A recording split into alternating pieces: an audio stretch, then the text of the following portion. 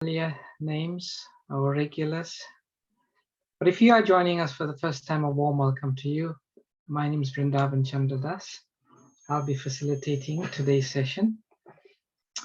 And we are reading, we've just recited the final section of chapter 2 of the Bhagavad Gita entitled The Contents of the Gita Summarized. And today we shall be reading text number 57 and discussing it in more detail. So let me share my screen.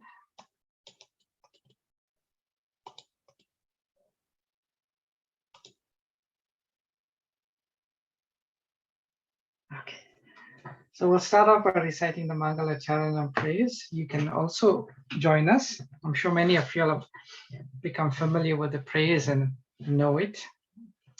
It's at the right at the front of the Bhagavad Gita.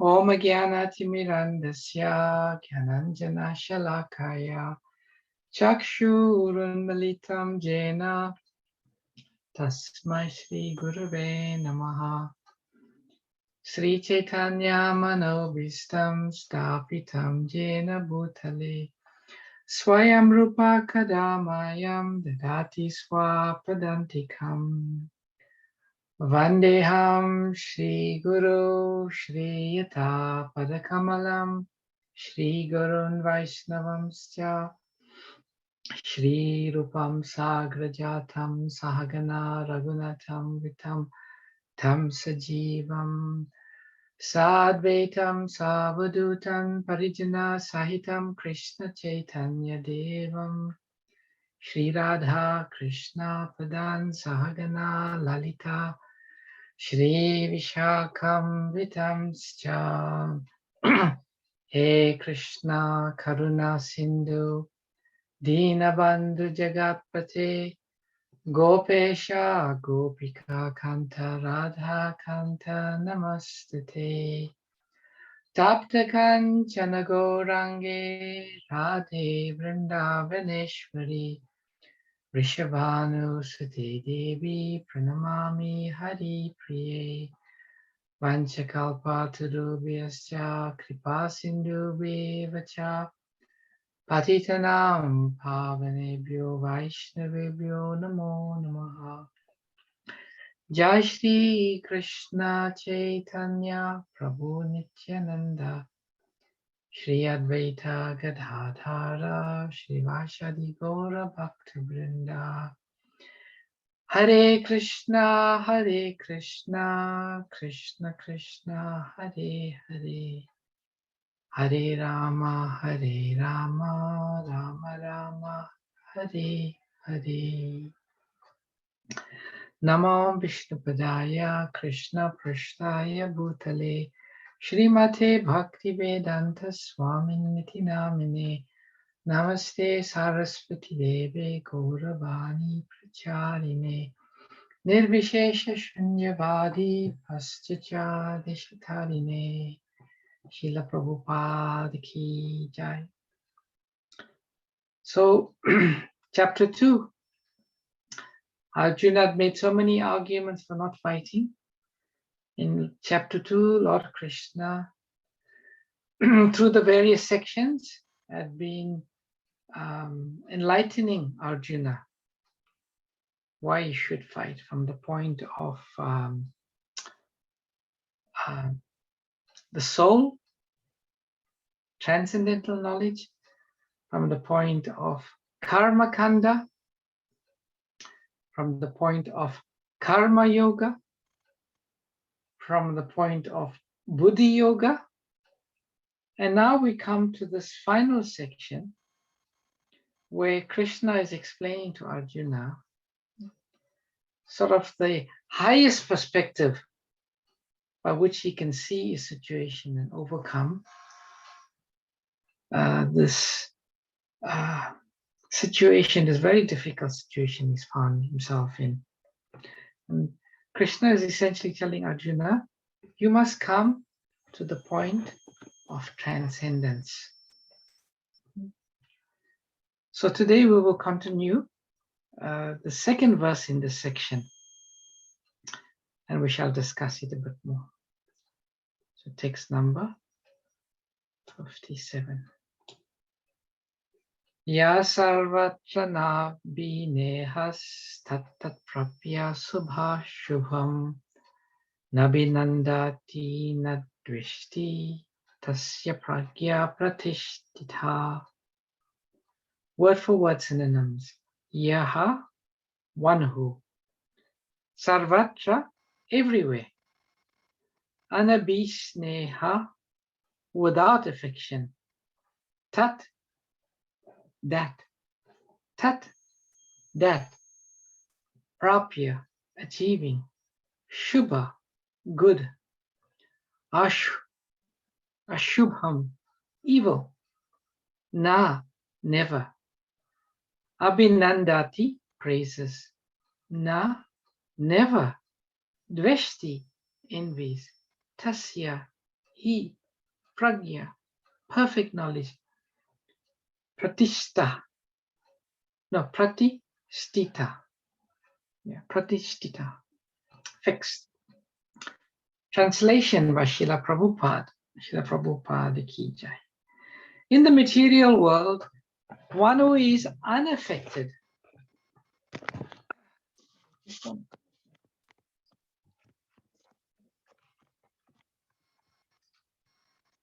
In the material world, one who is unaffected by whatever good or evil he may obtain, neither praising it nor despising it, is firmly fixed in perfect knowledge. Purport by Srila Prabhupada. Oh, my fifth screen frozen. Okay, purport. There is always some upheaval in the material world, which may be good or evil. One who is not agitated by such material upheavals, who is unaffected by good and evil, is to be understood to be fixed in Krishna consciousness. As long as one is in the material world, there is always the possibility of good and evil, because this world is full of duality. But one who is fixed in Krishna consciousness is not affected by good and evil, because he is simply concerned with Krishna, who is all good, absolute. Such consciousness in Krishna situates one in a perfect transcendental position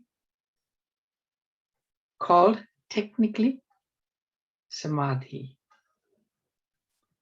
So the verse again, in the material world, one who is unaffected by whatever good or evil he may obtain, neither praising it nor despising it, is firmly fixed in perfect knowledge. Very beautiful verse, very instructive verse, very relevant verse for us. And we shall discuss some of it. So in text number 54, Arjuna wants to understand what are the symptoms of one who is fixed in Krishna consciousness. The stita pragya, that's the term, stita pragya, one who is fixed in transcendence. Because basically what Krishna is saying, all of these tribulations you're experiencing, if you come to the point of transcendence, they will all simply disappear. So samely in our lives, as Prabhupada says in the purport, it is the nature of this material world for there to always be upheavals. Agitation, Prabhupada uses the word agitated. We are constantly being agitated. So if we come to the point of transcendence, all of these agitations will not exist. So Arjuna, he asks a very intelligent question to Krishna. He tells Krishna, all right, this position of transcendence is the goal, it's the aspiration. How can I recognize someone in this position? What are his symptoms? How does he speak? And what is his language? How does he sit? And how does he walk? One can know a person by their qualities in action. So this verse and the previous verse is Krishna's answer to how do they speak. Now some people may say, text number 56 and text number 55, there's nothing about talking here. Krishna is not saying they speak very softly. Krishna is not saying, what type of words they speak. This seems to be anything but how does he speak. So what is going on here? Actually, it is said, there's a common English saying, actions speak louder than words. Just take an example. Someone speaks in a certain way, and someone acts in a certain way, not necessarily in the same way. Which would we take more seriously in judging that person, in evaluating the person, in the way they speak or the way they act? It's the way they act. So Krishna is basically responding to Arjuna's question, how does he speak? In terms of their actions, in the sense that actions speak louder than words. So in the previous verse, it's been explained, he gives up all varieties for sense gratification. He finds satisfaction in the self alone, and he's said to be in pure transcendental consciousness. In this verse, Krishna is saying, we can recognize such a person in that they are unaffected by good or evil. And also, they neither praise it or they despise it. So these are two symptoms. And how does one achieve such a situation? By being firmly fixed in perfect knowledge. Krishna is saying, if one is situated in perfect knowledge, if one is fixed in perfect knowledge, then one will not be affected by good or evil. Now that is the position we should all eventually find ourselves. Now, what does it mean to be in perfect knowledge? And how does one come to the position of perfect knowledge? I'd just like to spend a little time discussing that. How we come to perfect knowledge and what is perfect knowledge. I'd like to ask some of y'all, you can raise your hand, to give me your understanding of what is perfect knowledge. Or even before we talk about perfect knowledge, we can even talk about what is knowledge. Let's see. Who would like to say? What is perfect knowledge? Hare Krishna, Prabhuji. Hare Krishna, Pramila Mataji. Are you meaning all the qualities of when someone has the knowledge of Krishna, they know the scriptures, they follow it, and then they have all these wonderful qualities of patience, goodness, accepting good, bad, with equality, and the whole list of about 18 or 19 virtuous qualities. Is that what you're talking about? That's one aspect, Mataji, and thank you, because you just remember what we discussed in the past. Krishna defines what is knowledge. Yes. And, that's what you're speaking about. Yes, that is knowledge. Anyone else likes to say what is perfect knowledge? Hare Krishna, Hare Prabhuji. Krishna, Prabhu. Okay, let's just see. We got a few people. Okay, who speak first? You, Prabhu. You just spoke now. This is Chandra Chaitanya at your service, Prabhu. This is, I'm using my wife's iPad, sorry. My understanding of perfect knowledge is that we are the eternal spirit soul in the mood of serving the Supreme Lord with love and devotion. That, I believe, is perfect knowledge, because then we are transcendently situated in our rightful position. Yes, thank you. That's a very nice perspective in line with the teachings of our Acharya. Who else wanted to speak? Sorry, you can see my Krishna, Mataji. Prabhu. Hare Yes. Krishna, Prabhuji. Yes, Okay. my answer is similar that Prabhuji just said, that Krishna is the Supreme Personality of Godhead, and we are the servant of Krishna, and we have everything to please Krishna. If in this mode we work, that is a perfect knowledge, Very nice. I think. Thank you.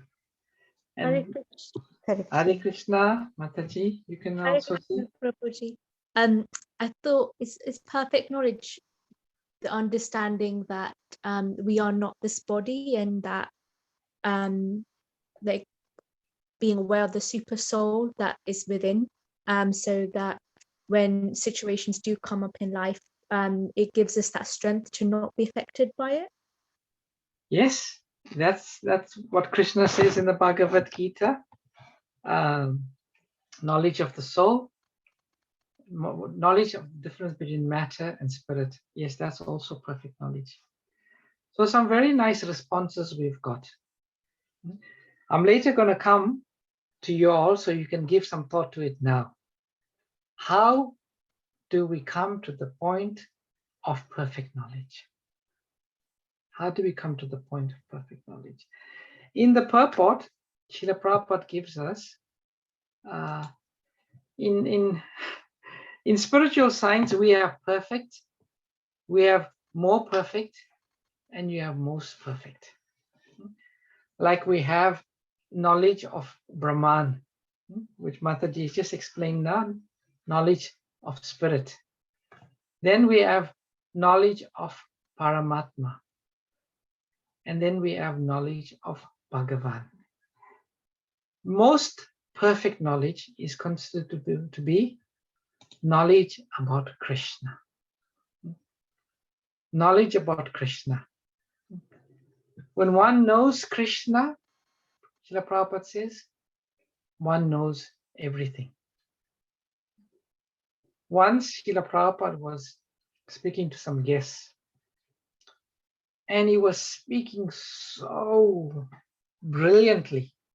He was answering everyone's questions so brilliantly that one disciple who was sitting and witnessing Prabhupada, he was in complete awe. And then after the lecture, he said, Srila Prabhupada, I want to ask you something. Do you know everything? And Prabhupada said, no, I don't know everything, but Krishna does, and he tells me. So perfect knowledge in the absolute sense means knowledge about Krishna. And our acharyas, in some sense, they say anything that falls short of knowledge about Krishna cannot really be considered knowledge. So perfect knowledge, we can see on the transcendental path. There are some people who, on the platform of Gyan, they come to understand that they are spirit. There are some people on the path of yoga, they come to understand the super soul. But it is only the devotees that can understand Krishna. Now the question is, how does one come to the point of being in a situation of perfect knowledge? Would anyone like to answer that? How can we come to the point of perfect knowledge? It's like, yes? Is it about following a good spiritual master who would guide us? Following a good spiritual master. Okay, that's very good, Pramila Mataji. Thank you. Anyone Krishna, else? Prabhu. Well, Prabhuta Hare Mataji? Krishna, Prabhu. Yes? Is it a Guru Shastra, Guru Sadhu and Shastra, and then following the Guru's instructions? Guru, Sadhu, and Shastra, following the Guru's instructions. Yes, very good. Meena Mataji? Hare Krishna. Do whatever you do. It's like, please Krishna, and Please, Krishna. like, yeah, whatever we think. Yes, yes. Very nice answers by all of you. The point is that perfect knowledge can never be achieved. Perfect knowledge can only be received. This is the process. If the highest knowledge is knowledge about Krishna, not by studying any amount of books, not by any amount of austerities, not by any amount of charity, can we get to know who is Krishna. Bhaktya mam abhijanati. Krishna says in the Bhagavad Gita, I can be known only by devotional service. So this perfect knowledge, it is revealed to us. So in one sense, we can come to this point of transcendence. We can come to this point of not being disturbed by good or evil only when we come to the point of becoming a pure devotee of Krishna. I always say this, that this verse, which Srila Prabhupada said, is the most important verse in the whole of the Shastra. I've said it so many times, who can remember it? What is the most important verse in the whole of the Shastra, according to Srila Prabhupada? Anyone remembers?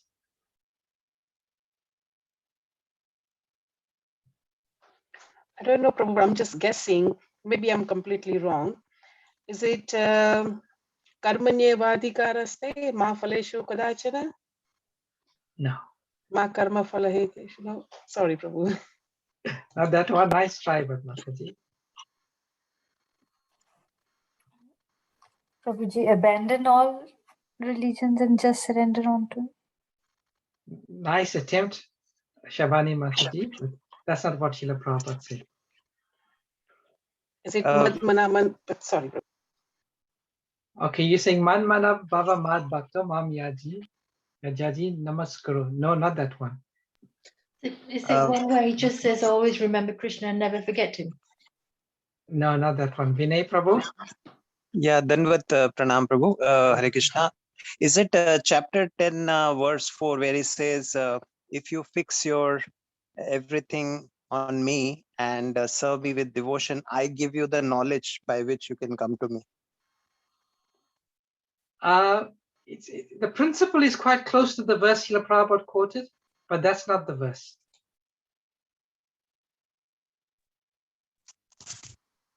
Prabhuji, is it the one where to one who has implicit faith in Guru and Shastra? Yes, Gata, you've got it. Yasya deve parabhakti, yata deve tato guru, tasyaiti iti katita prakashante mahatmanaha, mahatmanaha. Only unto those great souls who have implicit faith in the spiritual master, Guru and Krishna are all the imports of the Vedic literature revealed. Prabhupada said that is the most important verse in the Shastra because it's giving the the perfect formula. One of the devotees gave a similar verse. I said the principle is same. Tesham satatam yuktanam vajatam pritipurvakam dadami buddhi yogam tam yena mam upayanti te.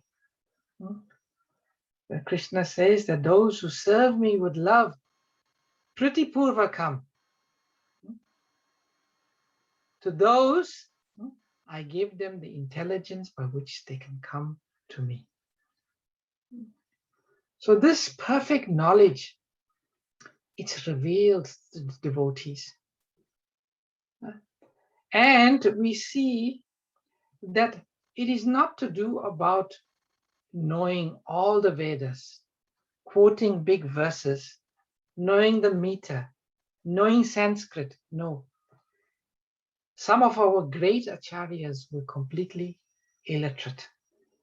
Srila Gaur Kishore Das Babaji Maharaj, who is the spiritual master of Srila Bhakti Siddhanta Saraswati Thakur, the greatest scholar of his time, he could not read and write. But yet, he understood the conclusions of all the scriptures. So the point being made here, the very important point, actually, Srila Prabhupada gave us a special flavor to this. You know, there's one video I showed the verse I quote where Prabhupada says, what is the symptom of love? What is the main symptom? What is the primary symptom of love? What does Srila Prabhupada say? In this one lecture, I showed you all a few times the video. What is the main symptom of love? What is the primary symptom of love? What does Prabhupada say? Prabhupada says, the primary symptom of love is that the devotee wants to see his Lord glorified far and wide. If I love somebody, I want to broadcast their glories.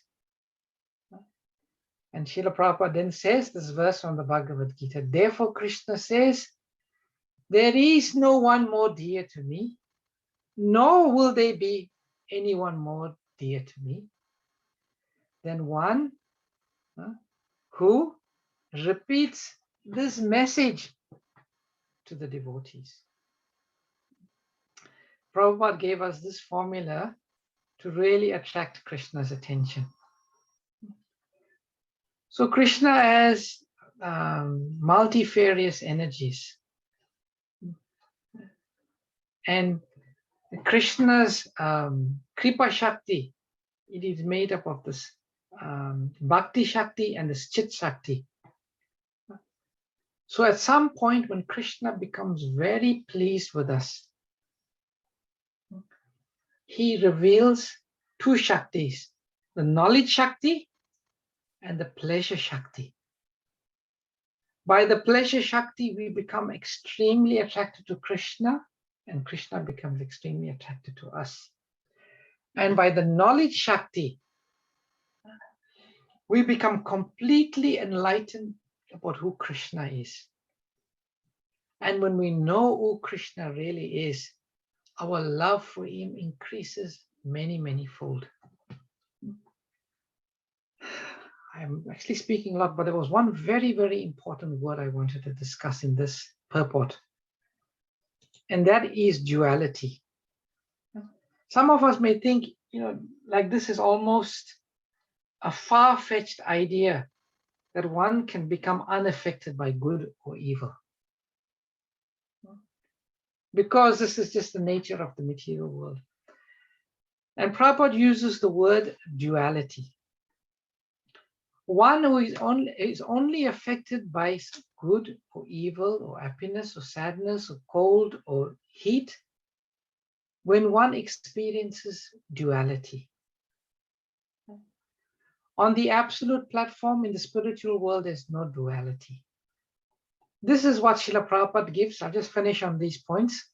Prabhupada says, there is no duality. There is one Krishna. But you have created duality. That is Maya. When you forget Krishna, that is duality. When you think there is something else other than Krishna, that is duality. So people are not coming to Krishna consciousness, that is duality. They are thinking that we can be happy without Krishna, that is duality. So in our condition of life, we see happiness and distress. We see pain and suffering. We see heat and cold. Everything in the material world is relative. But in the spiritual platform, everything is absolute. Therefore, one who is in perfect knowledge, he has come to the point beyond duality. There is the material platform where there is duality. And then there is the spiritual platform where there is no duality. Therefore, a pure devotee, or an Uttama Adhikari, it's not possible for him to see happiness and sadness. Because as Prabhupada says in the purport, he sees only Krishna. In that, if everything is coming from Krishna, and Krishna is all good, there can only be one sense of absolute all good. And one more, I'll just finish off with this quotation. Prabhupada said, yes, as soon as we are, meaning we are here, the world is of duality. Duality means you cannot understand one thing without understanding the other. Just like light. You have no conception of light without the concept of darkness. This is called duality. Now this is very interesting. In the verse, Prabhupada uses the word evil. Is there such a thing as evil? Like the Christians, they say, Satan is a personality and is inducing us to evil. In the Vedic philosophy, in one sense, there's no such thing as evil, because evil has no independent existence. Just like darkness. Like I am in this room now, there is no darkness. But if I get up and I put the light off, there is darkness. So darkness has got no independent existence. It is simply the absence of light. So in the same way, there's no such thing as evil. Evil is simply forgetfulness of Krishna. It is forgetfulness of Krishna. And duality, Prabhupada is saying here, this is called duality. Good, unless you have experienced bad, you cannot understand good. So this is duality. And if we can come above, that means we come out of darkness into light, there's no more duality. This is the platform which is Krishna is talking about, this verse and the previous verse. You are unaffected. You neither praise nor you despise it. And this is perfect knowledge. And all of us, we can come to this very platform that Krishna is describing in this verse simply by engaging ourselves in the path of bhakti, advancing more and more. And when Krishna becomes pleased with us, when the Guru becomes pleased with us, Krishna becomes pleased with us.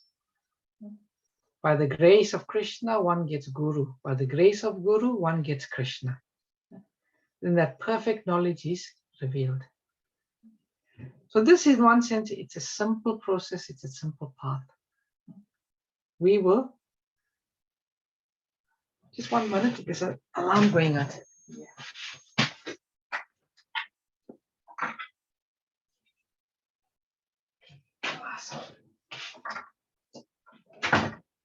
I think it's at the neighbor's house. So I'll stop here. A beautiful verse, relevant verse, and in the path of Krishna consciousness, this verse will be realized for all of us one day. Hare Krishna. Any questions or comments?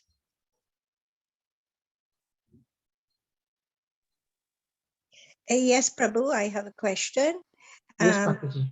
Recently, someone said to me that she believed that someone can do evil on others. So my response was no. If you pray to God and you have faith and trust, none of that nonsense could affect you.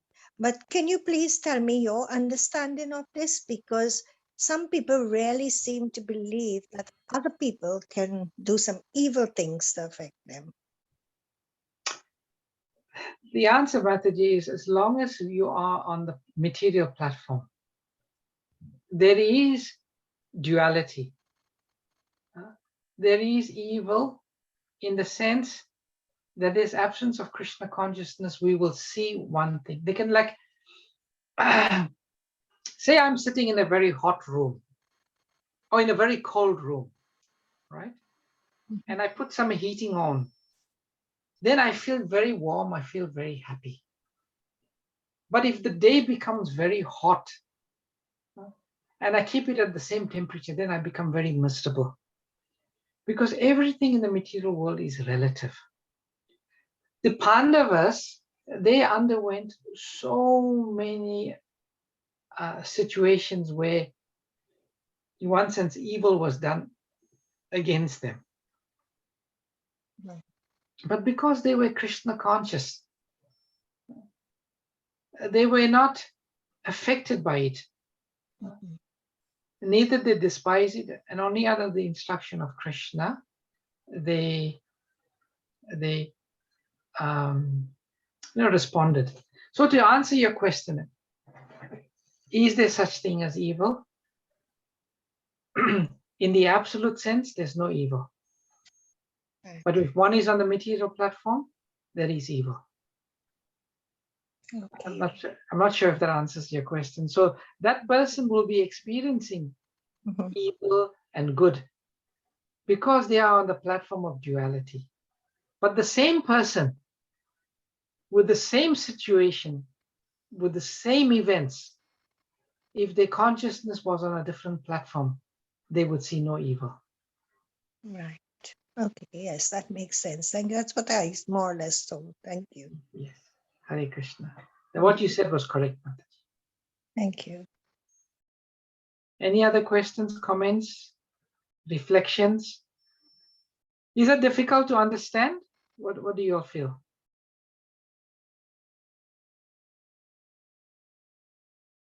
No, Prabhuji, you made it quite clear. But my question was that when we refer to demoniac qualities, does that mean absence of Krishna in you, within you? Obviously, he's there as a Paramatma, but does that mean absence of your connection to Krishna? Yes. Yes. Right. Yes. Like Krishna, the Lord, it's not possible for Krishna to see anyone as enemy. It's not possible to see anyone as enemy. Then someone may ask, then why was he killing Kapsa? Why was he killing the demons? Srila Bhaktivinoda Thakur explains this in one song. He said, from Krishna's point of view, they are not enemy. because Krishna is not possible for him to see anybody as enemy. But if you want to see as Krishna as enemy, as Krishna says in the Bhagavad Gita, I reciprocate according to your mood. So Krishna says, okay, you want to see me as enemy? Now I will act like your enemy. But Krishna's mood is not, they're not enemy, because it's not possible for Krishna. Just like someone on the path, on the stage of Stita Pragya, they cannot see anyone as enemy. What to speak of Krishna? Krishna cannot see anyone as enemy. Yes. Yes. Thank you. Thank you, Prabhuji. Any other questions or comments, reflections? Hare Krishna, Prabhu. A question, if I may ask. Yes. You know, we are talking of people who have risen up this duality that we experience. Perhaps you can, those devotees who are present with us at this time on this planet, who, even though living in this material world, are totally above this duality, perhaps that will give some incentive and encouragement to devotees to follow their example. If you can give some examples of such persons, the devotees.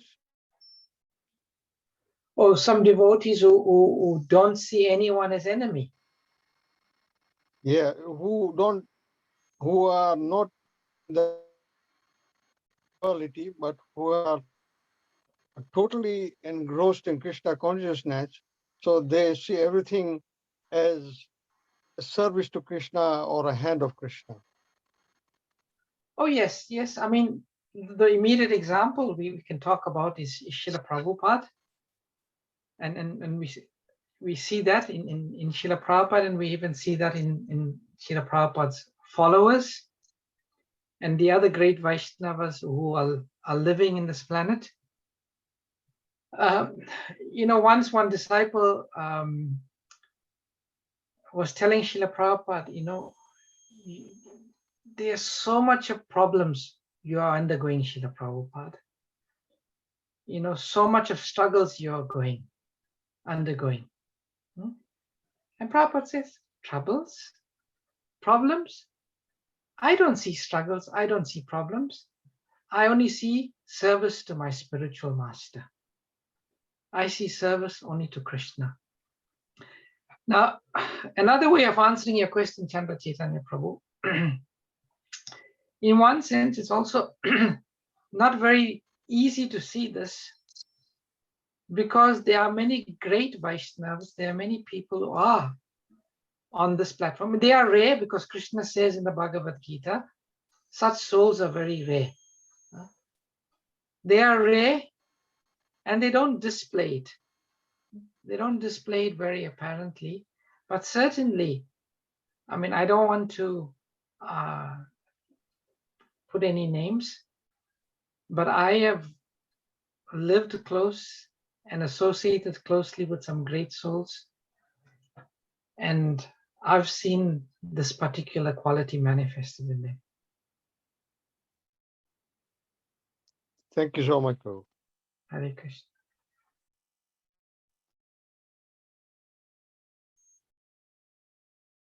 All right. There's so much more we can talk about. I thought if we had time, we can give some personal examples from the Srimad-Bhagavatam. How Prahlad, his father was seeing him as an enemy, a 5-year-old boy, but he couldn't see it as an enemy. How Vritrasura, the great demon, although in a demoniac body, Indra was seeing him as enemy, but he was not seeing Indra as enemy. If you study Srimad-Bhagavatam, even in the story of Jad Bharat, it's full of beautiful examples of how their consciousness is. You can see this actually, how they think, how they come to this point, because Bhagavatam describes their consciousness. So as you read Bhagavatam, you can think about this verse and you'll see it there. So thank you very much, dear devotees, for your time. I've gone a bit over today. I'm sorry for that. We'll finish up with Vaishnava pranams. Vanchakalpatarubhyascha kripasindhubhyevacha patitanam pavanebhyo Vaishnavebhyo namo namaha. Namaha. Ananta Srila Prabhuji. Prabhupada. Thank you, Thank you, Prabhuji. Prabhuji. Hare Krishna, Prabhu. Thank Prabhuji, you. wonderful lecture. Hare Krishna, Hare Krishna, Prabhuji. Prabhuji. Thank you so much. Thank Hare you, Krishna, Prabhuji. Prabhuji. Hare Krishna.